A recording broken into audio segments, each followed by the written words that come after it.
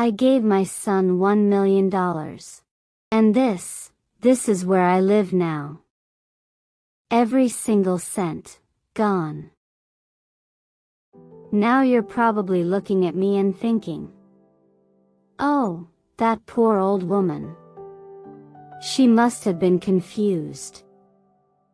She must have lost her mind. No.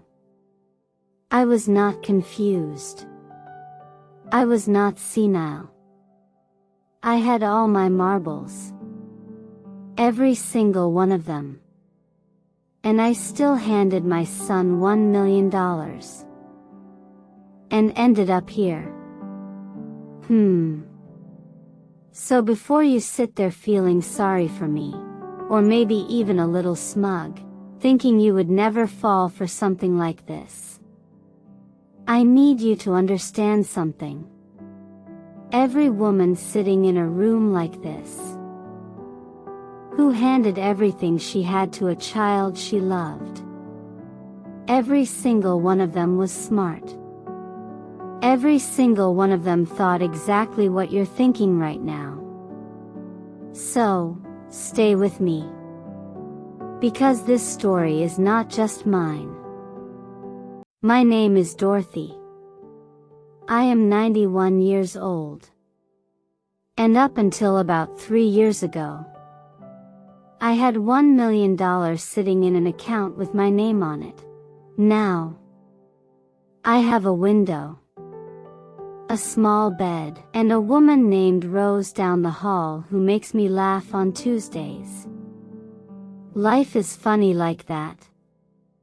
So let me tell you about Michael. Michael had his father's eyes from the very beginning. Gerald's eyes. Deep, steady, kind-looking. Lord, that boy had kind-looking eyes. Now Gerald was a careful man. We had one car between us, just one.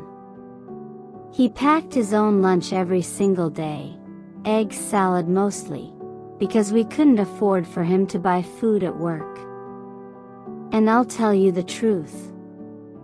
I hated making it. That smell. But I made it every morning anyway, for years, because he loved it. And I loved him. That's marriage right there. Egg salad sandwiches you don't want to make. And over 47 years of that kind of living. Of saying no to things. Of choosing tomorrow over today. Gerald built us something real. And when he passed, January 2019, we had $1 million. $1 million. 47 years of egg salad sandwiches. In a number. Losing Gerald. It was like the floor just disappeared. Every morning, for about 3 seconds, everything felt normal. And then it would hit me again. Like the first time. Every single morning. The house felt too big. Every room had Gerald in it. And none of the rooms had him. You know that feeling? When someone is everywhere, and nowhere at the same time. And then Michael started coming around. Twice a week at first, then 3 times. Sometimes groceries. Sometimes just coffee and sitting together. And when you lose your husband, and the house goes quiet. And you start feeling like you're fading. Like you're becoming invisible. And then your child walks in, and looks at you like you matter. You don't think straight anymore. I was so grateful. It made me blind. Now looking back. There was a sign. Right there at the beginning. I just didn't want to see it. One evening Michael asked me, real casual, how much Gerald had left behind. Just slipped it in, like he was asking about the weather. I told him. I shouldn't have told him that. But you have to understand something. When you love someone, the way a mother loves her child, suspicion feels like a sin. Questioning them feels like betrayal. So you answer. You trust.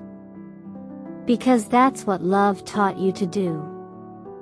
And that trust, that beautiful blind trust, that's exactly what they count on. The first ask came 4 months later. $20,000. Real estate opportunity, he said. Short term. 60 days, every cent back with interest. And he was calm. That's what I remember. Calm. Like it was already done. Now you might be thinking, Dorothy, why didn't you just say no? Let me ask you something. Would you say no to your child? The one you stayed up all night with when they had fever? The one who cried at his father's funeral, shaking, and you held him like he was 6 again? Even though he was 58? I didn't think so. I gave him the $20,000. 43 days later. Every cent came back. Plus $800. And I called him and I said, Michael, your daddy would be so proud of you. I said that to him. With my whole chest. That's how they do it. They pay back the small one, fast. They let you feel proud.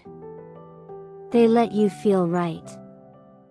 They water that seed of trust. Until it's big enough to harvest. And then, they come back. 4 months later. Michael came back with papers. He sat at Gerald's kitchen table.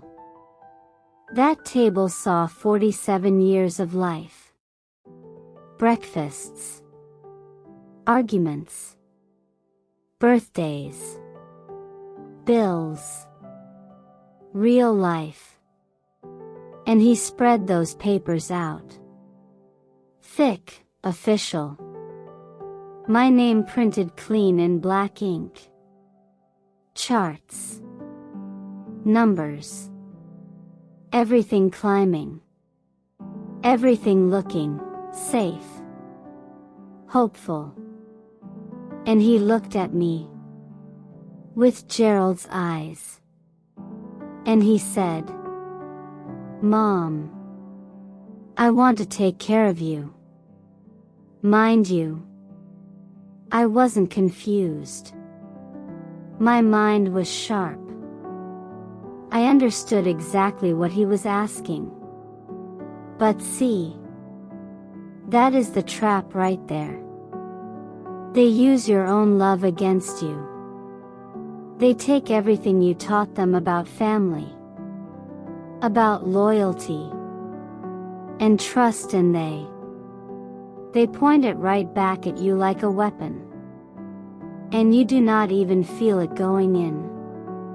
Because it feels like love on the way down. I picked up the pen. I signed every single page. $1 million. Everything Gerald and I built. 47 years. I handed it to my son. Now.